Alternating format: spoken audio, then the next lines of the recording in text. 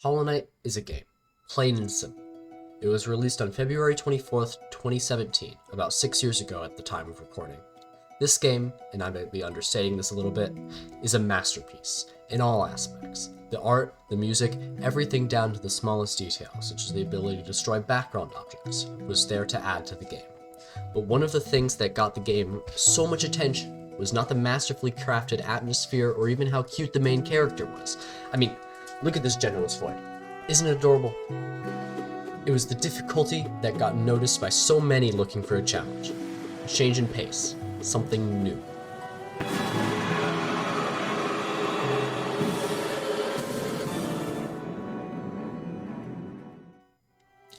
At first, the game was difficult in all aspects. People were even dying in the Forgotten Crossroads when the game first came out. But as people kept playing, they started to not suck. Some of them even got good. When the game first came out, there were 34 bosses. 35 including Zote at the end of the Trial of the Warrior, but nobody ever counts him, so we won't either. There was also the Colosseum of Fools. This offered 3 additional challenges, such as the aforementioned Trial of the Warrior, but also the Trials of the Conqueror and the Fool, each harder than the last. In the beginning, it was an impressive feat if you could beat the Trial of the Fool or the Radiance, the final boss of the game. But now, the bar has been raised, and so has the skill level of Hollow Knight's player base.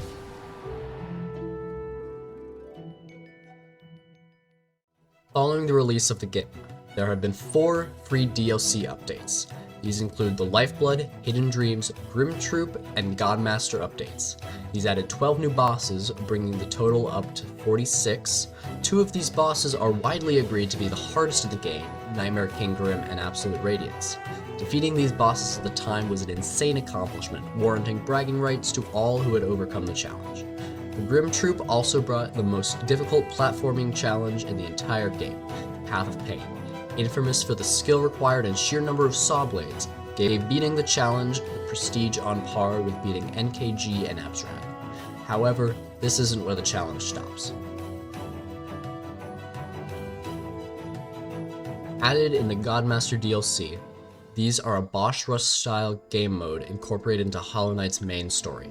There are 5 Pantheons, 4 with each of their own different bosses, and each with a new boss at the very top, located in the new area, Godhome. Each of these was progressively harder than the last, with only 4% of players ever beating the 5th Pantheon of Hollownest. At the highest peak of Godhome lies the coveted Pantheon 5, the Pantheon of Hollownest. Boss Rush is taken to the extreme.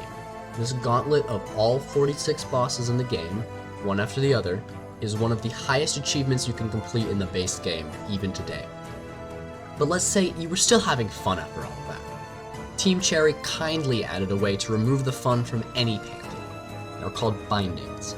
The 4 that there are, Nail, Charms, Soul, and Shell, severely nerf your player in ways that would scare just about any 5-year-old playing Minecraft on their mom's phone into a nervous breakdown of endless tears.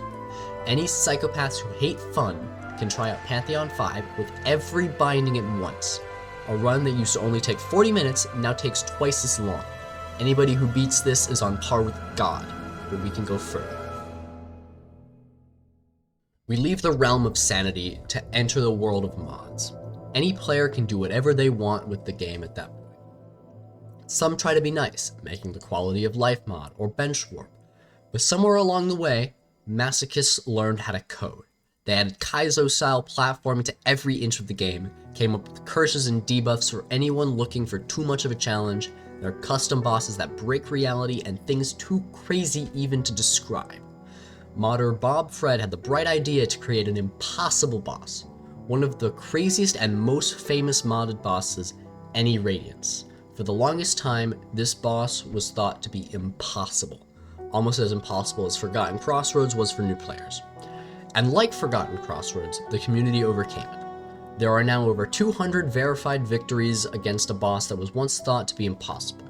Then, like any good original movie, there came a sequel that was worse than the first. Any Radiance 2.0 was sure to be impossible this time around. Except, it wasn't. About half a year or so after the release of the new impossible boss, it was beaten. Neo Auxiliarus and the 33rd guy were the first and second respectively to defeat the boss. Of course, Bob Fred, following the footsteps of Shrek, made a third version.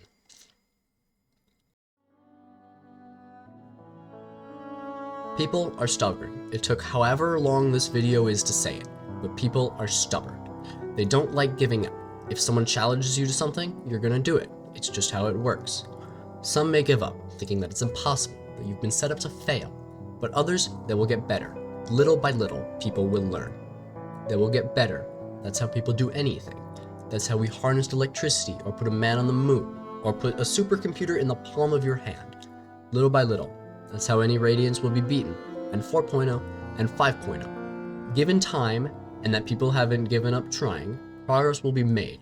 And when enough progress is made, history happens. I know this is a different video than usual, and I'm trying something new. If you enjoyed it, leave a like and subscribe. If you hated it, leave a like and subscribe. See you next time.